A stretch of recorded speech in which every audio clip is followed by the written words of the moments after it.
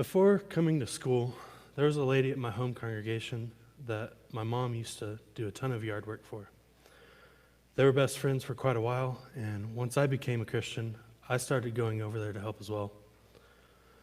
This woman was one who would push you past your limits and expect you to be there the next day, ready to work.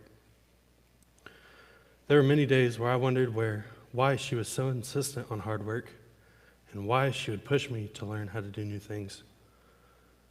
Some days I'd be too tired after work and would skip out on going to her house. Some days she would call my mom to see if we were there so she could come pick me up and force me to work. Ultimately, her persistence caused me to start making the effort to show up and work hard without her having to ask. Looking back, I realized that she was trying to help change my mindset about the world. She would slowly let me do things the way I wanted to more and more, as long as it met her standards when it was finished. About 3 weeks before I came up to start school, I ended up wrecking my truck very badly. I was still going to drive it up, but this woman said, "No way," and outright bought the truck I'm driving currently. This woman used her little backyard and her funds as a launching pad to get me involved with ministry. To her, that yard was a way that she could help develop skills that would cause me to change my mindset on ministry. For her, a mediocre ministry was unacceptable. Similarly, John Mark had the influences of Paul and Barnabas in Acts 15:36-40. Through building up their perspective on ministry, we will see that ministry is more than what is in it for you. Paul's mindset was fixed upon ministry as a whole. We have this situation in Acts 15:36-41 where it seems like Paul is angry and completely unwilling to take John Mark on the next missionary journey.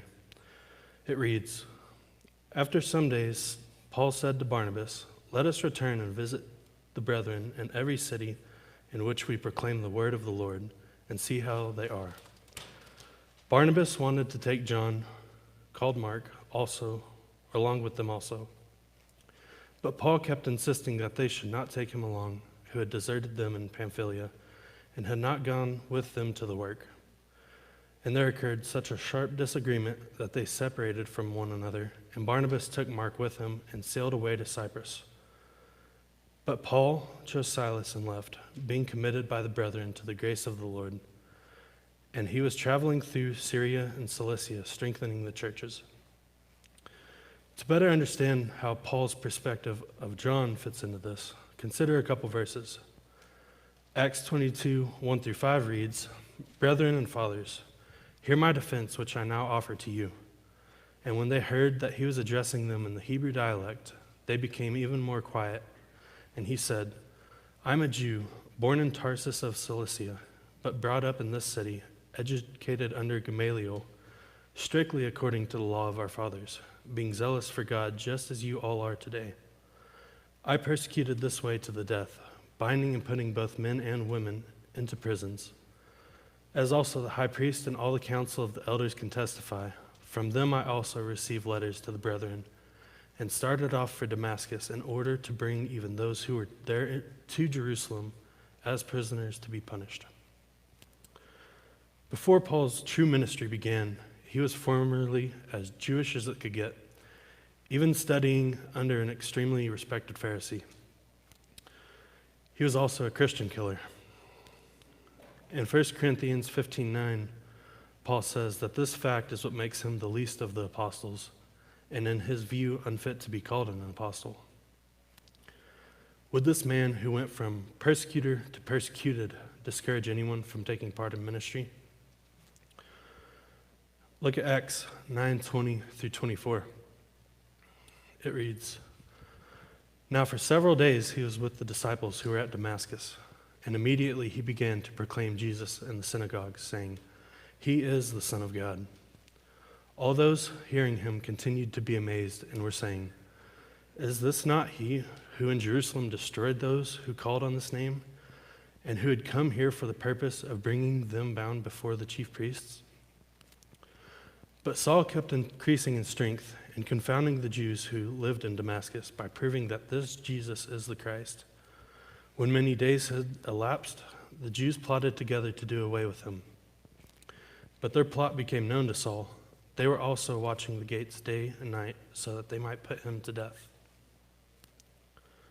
Soon after his conversion, there is already a group of Jews who are plotting to kill him. Can you imagine having a plan you formerly supported backfire that quickly? As he leaves from there, he is sent to Jerusalem. Down in verses 26 through 29, when he arrives, Barnabas has to take him to the apostles and explain Paul's conversion and the work he was already putting in for Christ. The result of this preaching in Jerusalem, the Jews want to put him to death again, and so he's sent away again. In just one chapter, he is already 2 for 2 for preaching, someone wanting to kill him, and then escaping to another city. The next time we see him is in Acts 11, 22 through 30, when Barnabas comes to pick him up to take him to Antioch. They spend a year there teaching and were sent off to collect a contribution to help with the famine in Jerusalem. In Acts 13:13, we see that John Mark deserts them before they complete the first missionary journey. And up to this point, there is no indication that John Mark has experienced anyone plotting to kill him, like they did to Paul. The very next city they go to after John leaves, many were converted, and then they ran out of the city.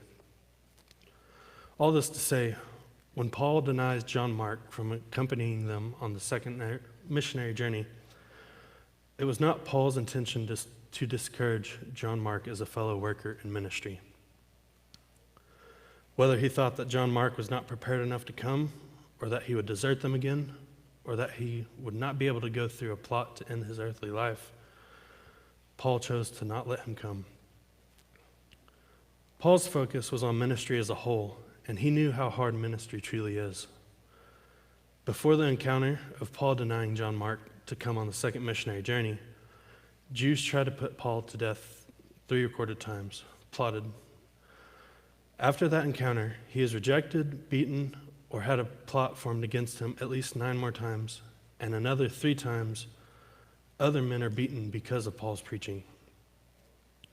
He also knew ministry brought great joy through the lost being saved. To Paul, making sure he fulfilled his task as a minister was far more valuable than his earthly life. Ministry was far more than what was in it for him.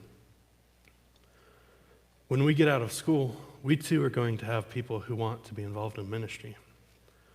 We need to make sure our focus is on ministry as a whole when we help to train these people. Whether that looks like us as their primary trainers, sending them to a school like this one, or preventing them from jumping headfirst into something they're not prepared for. Our focus has to be on ministry as a whole and not on their abilities or what they can or cannot do. Everyone has to grow in their own spiritual walk, and we need to be certain that we don't stick them into positions they're not prepared for. Not because they aren't willing to learn, but because they could potentially damage the church or their own spiritual walk. They too need training to see that ministry is more than what is in it for them. That brings us to our next mindset. Barnabas knew for certain that ministry was more than what was in it for him. He was a minister's minister. If they loved Jesus, there was no difference for Barnabas between a Christian killer and someone who lacked faith. He knew they could both be trained for ministry. We first see this encouragement in Acts 4:36 through 37, when he sells his land and gives that money to the work of the church. Next time, which we looked at briefly in Acts 9:27, he brought Paul to the apostles. Have you considered what the repercussions would be if he brought Paul to them and Paul wasn't a convert? Paul would have had all their leaders right there in Jerusalem and would have been able to make a pretty damaging blow to the church. Barnabas must have seen how desperately Paul was trying to convince the other disciples of his own conversion, though, and he did not hesitate to take this opportunity to build someone up. He stood up and believed Paul when no one else in Jerusalem would. In Acts 11, we see a large number of Jews and Gentiles converted. Read with me starting in verse 23. Then, when he arrived and witnessed the grace of God, he rejoiced and began to encourage them all with a resolute heart to remain true to the Lord. For he was a good man and full of the Holy Spirit and of faith, and considerable numbers were brought to the Lord. And he left for Tarsus to look for Saul. And when he had found him, he brought him to Antioch. And for an entire year they met with the church and taught considerable numbers. And the disciples were first called Christians in Antioch. When Barnabas saw this event, he thought, I know exactly who I need to bring with me to grow this ministry. Not only was he amazed at the fact that Gentiles could be part of God's kingdom, he went to get the person who could give these Gentiles the fullest assurance in the fact that they are part of the kingdom. After spending a year there together, teaching these new Christians, they were both sent to gather funds for Jerusalem to help with the famine. As they returned from Jerusalem after completing their mission, they grabbed John Mark and returned to Antioch. From here, they are sent on their first missionary journey. On this journey, they deal with a magician called Bar-Jesus, who is trying to turn the proconsul away from the faith. And this magician is struck with blindness to show this proconsul that what they were preaching was the truth. This and the brethren in Antioch are the only major events that John Mark is shown to have seen, and he leaves right after. Paul and Barnabas both must have wondered why he left after just that. Immediately after passing through the next few cities, however, they go to Pisidia, where Paul preaches Jesus to a synagogue, then on the next Sabbath day to the entire city. They continue doing this in other cities in chapter 14 until it comes to the point where Barnabas has to watch this man, who he encouraged to be a minister, be taken out of the city and stoned to the point of death. Consider how low Barnabas must have felt here. They just had all these spiritual highs of converting many people in these cities they were traveling through. But now this man he's been working with for quite a while and encouraging seems to be dead. Think of how relieved he was when Paul got up and walked back into that city. Now come back to chapter 15. Barnabas and Paul are arguing whether or not they should bring John Mark with them on the second missionary journey. Barnabas knows Paul is capable of handling himself in ministry and has been with Paul for quite a while, encouraging him.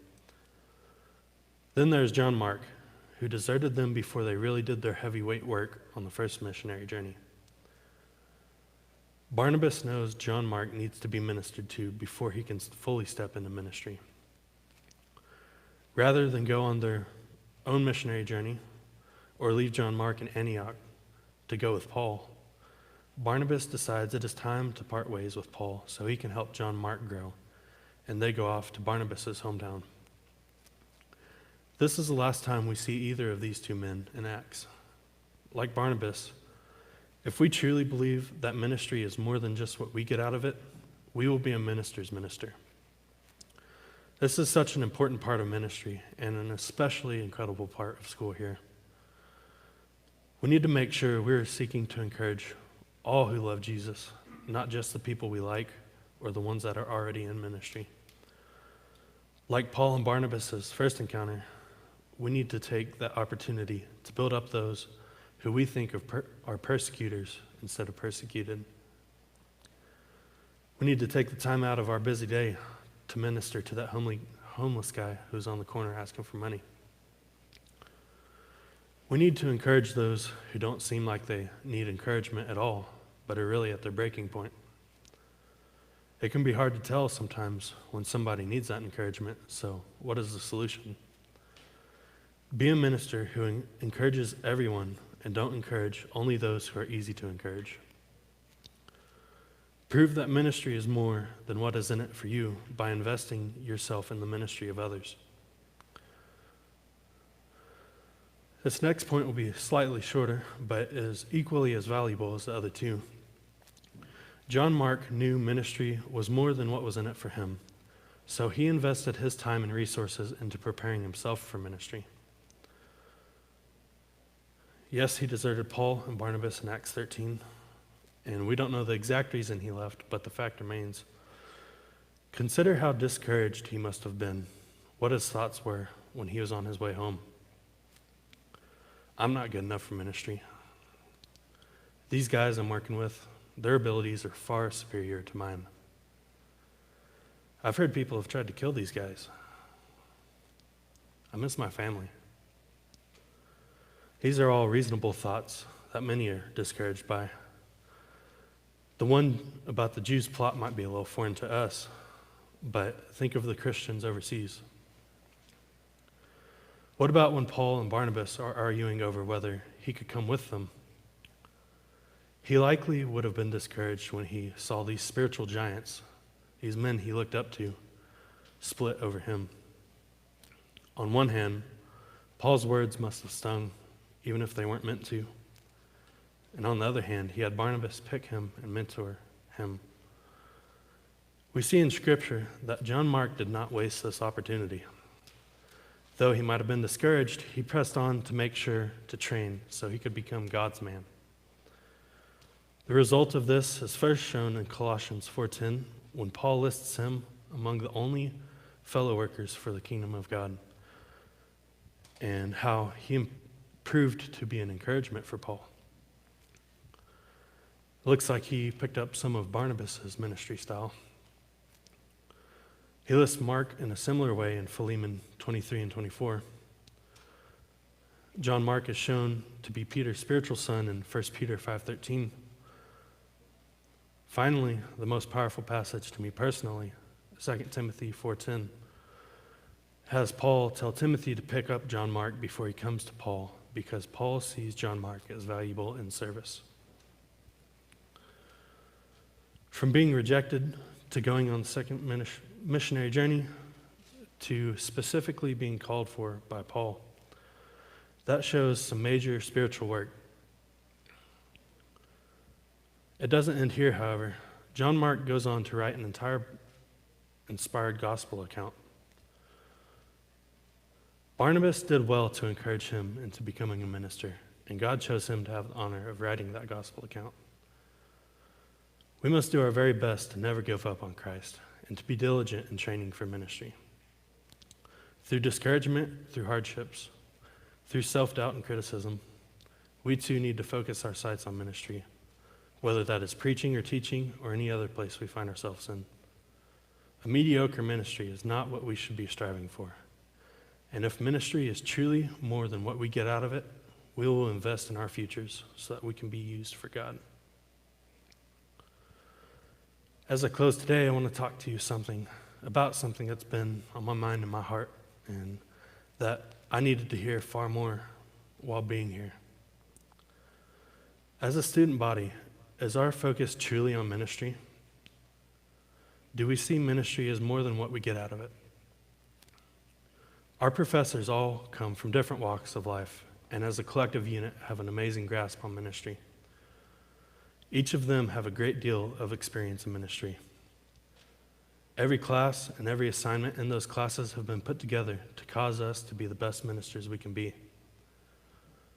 While every assignment might not be tailored to each of us individually, they've been selected because at some point in each of our lives, we're going to use them.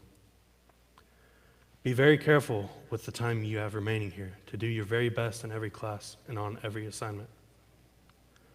You'll thank yourself later, especially when you get to your last quarter and realize how quick school flies by. Our professors exemplify all three of these mindsets shown today. As John Mark, each of them have put serious work into their spiritual life to prepare themselves for ministry. Even though they're very often discouraged, they have not let that stop them from putting their best foot forward. They have not settled for a mediocre ministry. As Paul, they all know just how hard ministry is and know that all of us have some serious spiritual work to do before leading a congregation. That in itself doesn't cause them to turn us away, though. They also display Barnabas' mindset by helping us switch our focus from school to ministry. They want to be the biggest encouragers in our lives, but many times we block them from doing just that. For example, do you truly have John Mark's mindset toward investing in yourself for ministry? When it comes to a Wayne Berger Acts test, yes, they're tough. Yes, they can be frustrating, but they're extremely rewarding. And have you considered how much they will help you grow for ministry? If you can hunker down and study for those tests, how much more confident will you be when you need to prepare a class to teach on Sunday morning? Noticing what Wayne wants us to pick up adds so much value to that process. Use these assignments and our professors fully to your advantage in growing for ministry. As Paul, is your focus on how beneficial these assignments are to ministry as a whole? Or is your mindset stuck on the value you immediately get from them? Paul's intention was not to discourage John Mark from ministry. Make sure your mindset and your comments on these assignments do not cause our professors to consider giving up on their ministry. They need you to be a minister's minister, a Barnabas to them as well. Is your mindset focused on building up their ministry? Do you set out to encourage them just when it makes you feel good, when it's easy to do? Or do you encourage them when you're having a tough time with school too? If you want to see your future ministry and our professors' ministry truly shine, I challenge each of you to be the biggest encourager in their lives. Not just a few of them either. Not just your favorite. Encourage all of them. Don't settle for a mediocre ministry. Be like that little old lady mentioned at the beginning and use what you have right now to set your sight and the sights of others on Jesus. Don't waste the time you have remaining here at school by getting worked up over grades or who your favorite instructor is. Do your best to have your mindset focused on ministry as a whole by following the examples set forth by Paul, Barnabas, and John Mark. Ministry is far more than what we get out of it. Trevor?